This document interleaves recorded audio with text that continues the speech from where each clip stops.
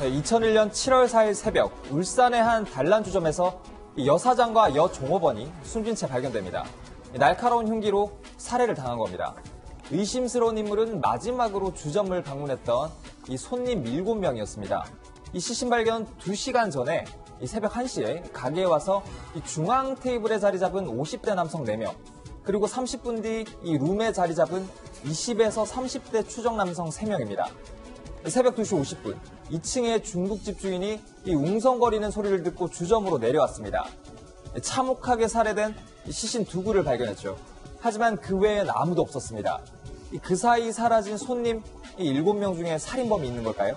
증거는 말한다 해서 함께 추적해 보시죠.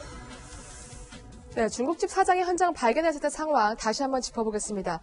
발견 당시에 그러면 여종업원이 살아있던 상태였던 거예요? 일단은 중국집 사장님이 네. 2시 10분부터 한 40분 정도 이제 담배를 피면서 이제 밑을 내려다 봤을 때는 남자들이 이제 몇 명이서 웅성거리는 그런 소리가 있었다고 합니다. 그래서 이제 2시 50분쯤에는 이제 밖으로 나가게 됐는데, 밖에 나갔을 때 신음소리가 이제 단란주점에서 이제 나왔다고 합니다. 신음소리가 새어나왔을 걸 듣고 이제 내려가 봤더니 중앙 홀 큰 테이블 옆 바닥에 이제 주인이 엎드린 채로 이제 사망해 있었고요. 네. 그리고 종업원 같은 경우에는 홀 안쪽 원형 테이블에서 천장을 본 상태로 이제 누워 있었는데, 이때까지만 해도 아직까지는 의식이 있었고, 의식이 있는 상태에서 살려주세요, 살려주세요라고 말을 했다라고 합니다. 그래서 네. 바로 이제 경찰에 신고를 하고 이제 응급실로 옮겼는데, 그 이후에 또 사망을 바로 했다라고 합니다. 네. 그런데 발견 당시 두 사람의 위치를 보면 뭔가 탈출을 시도한 것 같기도 하고요. 저는 탈출 시도로 보기는 좀 어려울 것 같고요. 그래요? 여주인 같은 경우는 그 네. 사각 테이블 있는데 엎드린 채 거의 네. 그 당시 이미 사망한 것 같고요. 네. 여종업원 같은 경우는 그 안쪽으로 들어갔어요. 그러니까 아마 그 안에서 피신을 하고자 했던 건 맞는 네. 것 같은데, 탈출을 시도한다 그러면 출입구 쪽으로 가는 게 맞거든요. 네. 그래서 탈출 시도보다는 나름대로 거기서 피신을 좀 했던 것 같고요. 네. 예, 그렇게 보는 게 맞을 것 같습니다. 그렇군요. 근데 발견 직전까지 손님이 있었던 것으로 지금 중국집 사장이 증언을 하고 있는데, 그러면 범행 시간이 굉장히 짧았을 것 같네요. 그것은 이제 범행 시간이 짧았다라기보다는 네. 지금 그 범행이 발생된 그 시각을 우리가 추정하기가 상당히 용이하다라고 저는 생각을 하는데, 그렇군요. 그 이유는 네. 지금 이제 피해자 중에서 한 사람이 그 당시에 새벽 2시 17분에 지인하고 통화를 합니다. 그래서 4분 동안 통화를 하니까 21분에 끝났겠죠. 그리고 이제 그 경찰은 바로 이제 몇 가지 요소로 이제 그 사망 추정 시각을 추정을 하게 되는데, 네. 그 마지막으로 이제 이 중국집 그 주인이 목격을 하는 그 시간이 새벽 2시 50분이거든요. 네. 그러니까 2시 21분에서부터 2시 50분까지 한 29분 정도라고 하면은 적어도 그 사이에 범행이 발생을 했을 것이다 라고 하는 그런 합리적인 추정이 가능하기 때문에 네. 그렇게 보는 것인데, 사실 이 30분이라고 하면은 사람을 살해하고 뭐 어떤 현장을 조작하고 하는 그런 거로 따지면은 충분하고도 넘치는 그런 시각이죠. 그렇습니까? 네, 그렇습니다. 네. 그럼 사망 원인은 뭐였어요? 네, 이 부검 결과 날카로운 물체에 질려서요. 네. 과다 출혈해서 사망한 것으로 나타났습니다. 실제 여사장, 종업원 모두 이 수차례 이 흉기에 공격당한 흔적이 나타났습니다. 그리고 날카로운 물체 외에 이 둔기에 의한 상처로 나타나서 이 흉기 여러 점이 사용됐을 가능성도 제기됐습니다. 그렇군요. 그리고 부검으로 또 다른 사실이 하나 밝혀지는데요. 두 사람에게 발견된 네. 상처의 형태가 달랐다면서요. 예, 맞습니다. 그 주인 박 씨 같은 경우는 뭐 이른바 얘기하는 일반적인 네. 그 한쪽 면만 그 날이 있는 칼 네. 종류 그렇게 보여지고요. 종업원 그 김 씨 같은 경우는 이제 그 양날이라고 그러죠. 이제 뭐 군에서 쓰는 뭐 대검 같은 종류, 네. 그 비슷한 그런 게 사용된 그 흔적이 있었고요. 그 다음에 이제 할창이라는 게 있어요. 할창. 네. 할창은 이제 어떤 경우는 이제 장기 노출이 되기도 하고 하는 그런 할창을 말하는 거거든요. 할창 같은 경우는 일반적으로 톱날이 있는 흉기. 그렇군요. 네. 네, 그래서 세 가지의 흉기가 현장에서 사용된 걸로 보인다. 그런 걸로 추정할 때는 그런 세 종류의 흉기를 소지하고 다니는 사람은 이른바 얘기하는 아주 범죄 전과자들, 꾼이라고 부르는 사람들, 네. 혹은 뭐 조직폭력배, 뭐 그리고 일반적으로 초범이 그러지는 않거든요. 그래서 그렇죠. 전과가 좀 있는 사람들 이런 식으로 조금 추정하는 거죠. 그렇군요. 그럼 교수님, 범인의 숫자는 어떨까요? 왜냐하면 한 사람이 흉기를 바꿔가면서 살해하기는 쉽지 않을 것 같거든요. 그런 일은 거의 없죠. 네. 예를 들어서 이제 한 사람이 어떤 사람을 살해하는데 자기가 가지고 있는 그 다양한 흉기를 이것 사용하고 저것 사용하고 하지 않고 그 자리에서는 하나만을 사용하는 것이 뭐 거의 그 일반적이죠. 그렇기 때문에 지금 우리가 그 범인의 수를 추정컨대 네. 한 사람이 여러 개를 가지고 있으면서 이것을 사용하지 않았다라고 한다면 적어도 제가 볼 때는 한 3명 정도가 아니냐. 아까 네. 말씀하셨습니다마는 거기에서 이제 그 유인작이, 즉 다시 말해서 날이 있는 작인데 그게 한 날이 있고 양날이 있고 또는 이제 그 군용 대금이라든가 이런 것에서 볼 수 있는 그런 이 군용 대금은 사실은 그것이 칼이긴 하지만 상당히 그 무게감이 있거든요. 그리고 이제 또 한쪽에 만약에 우리나라 같은 경우는 그게 없습니다만 뭐 외국에서 쓰는 그런 그 대금 같은 경우는 이 톱날 같은 톱날이 것이 있어요. 있어요. 네. 그렇기 때문에 그 무거운 것을 사용을 해서 이렇게 하게 되면 그 피해자에 있어서 굉장히 좀 다른 형태의 상처가 나온다라고 본다면 아까 말씀하신 대로 뭐 네. 어떤 그 흉기를 늘 가지고 다니는 사람들이 누가 있겠습니까? 네. 그는 주로 이제 뭐 조직 폭력이라든가 또는 뭐 뭔가 그런 의도를 가지고 있는 남자들이 한 3명 정도가 그 두 사람의 피해자에 대해 가지고 공격을 한 것이 아닌가 그렇게 생각이 네. 됩니다. 그러면 사건 현장에서 다시 한번 단서를 찾아보겠습니다. 이렇다 할 증거가 있었습니까? 일단은 뭐 가장 먼저 채취를 할 수 있는 것이 지문이겠죠. 그래서 네. 중앙 홀과 룸에서 이제 지문을 채취를 해봤는데 거기에서 나온 지문은 없었습니다. 그리고 이제 범인들 같은 경우에 여기 술집이기 때문에 아무래도 이제 술잔에서 이제 지문이 많이 나왔을 것으로 생각을 하고 해봤는데 그 냉장고에 이 병과 컵을 넣어두면 사실 이제 상온으로 꺼내게 되면 물방울이 맺히는 그런 이제 결로 현상이 발생을 하게 됩니다. 이 결로 현상이 발생을 하게 되면 물방울이 흘러내리게 되는데요. 그렇기 때문에 오히려 지문을 채취하는 데는 또 불가능해지는 그런 결과가 되게 됩니다. 그리고 탁자 등에서도 지문을 채취를 해보려고 이제 정밀 감시까지 해봤는데 결국 나왔던 지문은 없었고요. 사실상 이런 내용을 보게 되면 범인이 범행 후에 자신의 지문들을 지우고 나가지 않았나 그렇게 추정이 되고 있습니다. 그렇군요. 지문이나 다른 증거를 찾지 못했습니다. 그렇다면 이 증거가 안 나온 건가요? 예, 아닙니다. 이 핏방울이 좀 나왔는데요. 네. 이 지하 1층 단란주점에서 1층으로 통하는 이 계단과 벽면에 10방울 정도의 핏자국이 발견이 됐습니다. 경찰은 범인들이 이 주점을 빠져나오면서 생긴 이 핏방울, 그러니까 혈흔으로 좀 봤는데요. 왜냐하면 이 피를 감식했더니 AB형이 나왔어요. 그런데 이 피해자들은 모두 AB형이 아니었단 말이죠.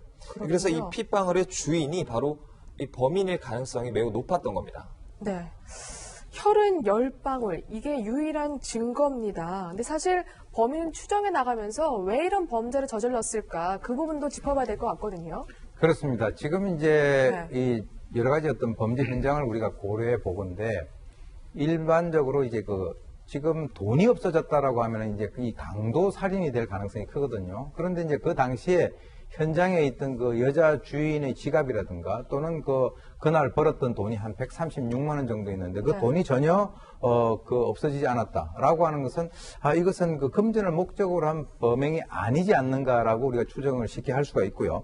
그 다음에 또 하나는 물론 이제 뭐 카운터를 뒤진 흔적은 있긴 있습니다. 그런데 아까 말씀하셨습니다만 그 범인으로 추정되는 자가 그 지하실에서 올라오면서 그 계단과 벽면에 핏자국을 남겼다라고 하는 것은 자신도 다쳤다라고 하는 그런 의미가 되지 않겠습니까? 네. 그렇다면은 원한이라든가 아주 계획이 된 그런 범죄라기보다는 뭔가 본인들이 예상치 못한 어떤 상황이 발생을 해서 거기에서 우발적으로 살해를 했을 그럴 가능성도 우리가 배제할 수가 없다.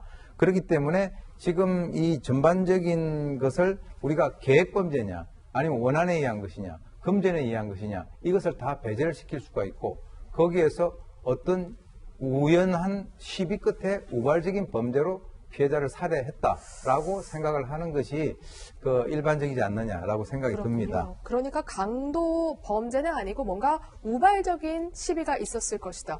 실제로 그런 정황이 좀 보이긴 했습니다. 이제 그 현장에서 발견된 그 여 종업원 같은 네. 경우에 이제 바지 단추가 열려 있고요. 네. 허리띠가 풀어져 있었고 신발을 한쪽 신지 않고 있었다는 거예요.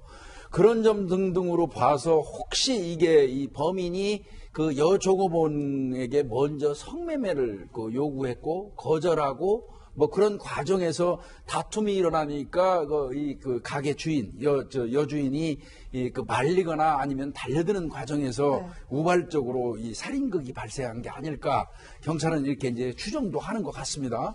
그리고 이제 당연히 그러면 성범죄에 관련된 거 여부는 혹시 이제 정액 같은 게 도출이 네. 된다면 편하지 않겠습니까? 네. 그래서 실제로 정액 반응 검사를 했어요. 그런데 문제는 혈흔이 너무 많이 섞이다 보니까 분석하기가 상당히 어려웠던 거고요.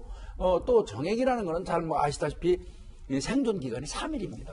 그러니까 뭐 그 서로 그 발견됐다고 하더라도 그 당일날 만들어진 저 범죄 증거가 아닐 수도 있거든요. 그렇군요. 그래서 그건 큰 의미를 가지지 못한 것 같은데 재수사한다면 이거는 지금 과학으로 한번 따져볼 필요 있을 것 같아요. 네. 그렇다면 범인의 모습이 찍힌 CCTV는 없었던 거예요? 뭐 지금 같은 경우에 네. 정말 CCTV가 일반화돼 있잖아요. 근데 이때 당시만 해도 CCTV가 일반화돼 있지는 않았습니다. 그래서 이 건물도 그렇고요. 이 주점 내부도 CCTV가 찍고 있지 않았고요. CCTV가 없었고요. 그리고 이제 어떻게 보면 그 맞은편 건물에 전파상에서 CCTV가 있어가지고 그게 그러면 찍혔겠거니 생각을 했더니 근데 그 CCTV도 셔터 안에 있었습니다. 그래서 이때 당시 시간대는 셔터가 내려진 시간이어서 CCTV가 이제 촬영을 할 수가 없었습니다. 그리고 나머지 다른 부분에서 뭐 잡고 있는 앵글이 있지 않았느냐 확인을 해봤지만 앵글이 잡힌 부분도 없었고요. 그리고 잡혔다 손 치더라도 거리가 멀고 화질이 안 좋기 때문에 범인을 CCTV로 특정을 할 수는 없었습니다. 네, 이제 의지할 것은요. 당시 범인으로 추정되는 인물이 지켜본 목격자인 것 같은데요. 다른 목격자, 그러니까 중국집 사장 외에 다른 목격자들은 없었습니까? 네, 있었습니다. 총 3명의 목격자가 그래요? 등장을 네. 하는데요. 이 처음 밝힌 이 중국집 주인, 이 주인이 처음 본 사람인데요. 이 3명 중에, 그러니까 남성 3명 중에 이 한 명은 머리가 길었고, 이 한 명은 스포츠형 머리를 했고, 한 명은 좀 대두형 얼굴이었다. 이렇게 증언을 했고요. 네. 이 근처에 다른 주점이 있었어요. 여기 종업원도 이 손님 3명을 목격을 했는데요. 이 3명 중 2사람이 나머지 1명을 10m 뒤에서 이렇게 졸졸졸 뒤따라가는 걸 목격했다고 했고요. 이 마찬가지로 키가 크지 않은 20대 남성이 스포츠형 머리를 한 것으로 기억난다. 이렇게 진술을 했습니다. 이 마지막으로 이들을 태운 이 택시 기사인데요. 20대 남성 3명이라고 마찬가지로 이 진술을 했고요. 그중 2명은 이 스포츠형 머리를 하고 울산 사투리를 썼었다고 이 진술을 했습니다. 네. 한 명이 아니라 3명이라면 저희가 추정한 그 범인 일당의 추정과 비슷하긴 한데 최소한요. 그러면 그 3명이 유력한 용의자가 될까요? 일단 경찰의 입장에서는 그 4명이 먼저 들어와서 술을 마시고 있었고 그 이후에 3명이 들어와서 룸 쪽으로 들어갔다고 하지 않았습니까? 그러니까 그분들의 진술, 가장 마지막에 나온 걸로 현재로서는 밝혀진 그 4사람의 진술에 의거해서 룸 안쪽으로 갔던 3명이 이 범행했을 가능성을 제일 높게 보고 있는 것입니다. 네. 그래서 당초 경찰이 이들의 유력한 용의자로 지목했는데 다시 방침을 바꾸어서 범인이 아닐 가능성이 크다 이렇게 판단했다고 해요. 왜죠? 네, 사실 종업원이 2시 17분에 통화를 했던 게 있습니다. 지인하고 통화를 했던 게 있었는데 그때 당시 통화를 할 때 현재 손님이 아무도 없고 여주인과 단둘이 있다 이렇게 이야기를 했습니다. 2시 17분경에 통화를 했기 때문에 사건이 발생했다라고 추정이 되는 2시 20분부터 50분 사이에는 손님이 없다라고 했으니 그분들은 그 이전에 이제 빠져나간 게 아니냐 이렇게 이제 판단을 한 것 같고요. 그래서 용의자로 추정이 됐던 이 3명은 그 내용 때문에 그 지인과 통화를 했던 내용 때문에 일단 초기에는 배제를 하려고 했었던 것 같습니다. 네. 근데 종업원의 진술 다시 한번 살펴볼까요? 이렇게 말을 했다고 합니다. 손님 아무도 없고 사장과 단둘이 있다. 그런데 손님 한 테이블 받고 사장과 둘이 조용히 있다. 그러면 좀 해석이 달라질 수도 있을 것 같은데요, 달라지죠. 교수님. 예, 지금 이제 그 손님이 없고 둘만 있다. 근데 한 테이블을 받고라고 하는 것이 그것이 예약을 받는 것인지 아니면 현재 지금 그 머물고 있는 것인지 아니면 또 그 당시에 그 손님이 나간 상태인지 그 상당히 좀 애매합니다. 근데 이제 우리가 구체적으로 좀 살펴보게 되면 그 당시에 이제 단골 손님들이 그 진술을 한 게 있어요. 자기들이 이제 그 술을 마시고 있는데 01시 30분에 사람들이 들어와가지고 적어도 자기들이 나갈 때 새벽 2시까지는 있었다라고 얘기를 하거든요. 그런데 그때 당시에 2시 17분에서부터 21분 사이에 전화를 할 때는 지금 손님이 없다라고 얘기를 했고, 그 다음에 또 하나 우리가 주목을 해야 될 것이 손님이 또 온다라고 하는 얘기도 했습니다. 그렇기 때문에 최초에 경찰에서는 이 그 3명의 손님에 대해서 용의선상에 올려놓고 굉장히 강력한 그 용의자로 봤는데, 이미 이 3명의 용의자들이 새벽 2시 17분 이전에 떠났다라고 한다면 이 3사람을 또 용의자로 볼 수 있는 그런 그 가능성이 좀 낮지 않느냐라고 이제 생각을 하고 있는 그런 상황인데, 사실은 이것은 좀 더 지금 현재 경찰에서는 미제 사건 전담팀에서 수사를 하고 있는 사안이니까 우리가 요 여러 가지 것들을 좀 더 지켜봐야 될 것 같습니다. 그렇죠. 공소시효가 폐지됐기 때문에 처벌할 수 있다고 합니다. 시민들의 제보가 절실한 상황입니다. 18년째 미제지만 이제는 해결되기 바라겠습니다.